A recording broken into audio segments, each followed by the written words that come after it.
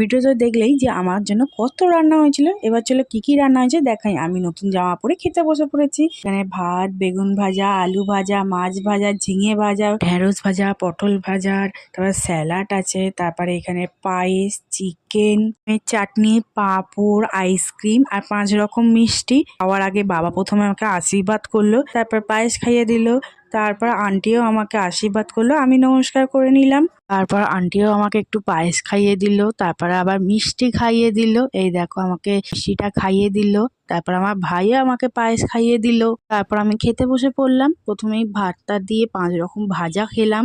এই যে প্রথমে পটল ভাজা দিয়ে শুরু করলাম, তারপর ভাজাভুজিগুলো খাওয়ার পর মাংস দিয়ে ভাতটা খাচ্ছি। হেভি হয়েছিল মাংসটা। এখানে সবাই খেতে বসে পড়েছে, আমরা সবাই একসঙ্গে খেয়ে নিলাম। তারপর আন্টি বেরিয়ে যাবে বলে রেডি হয়ে গেছে, একটু স্প্রাইট খাইয়ে দিল আমাকে ওর যাওয়ার আগে।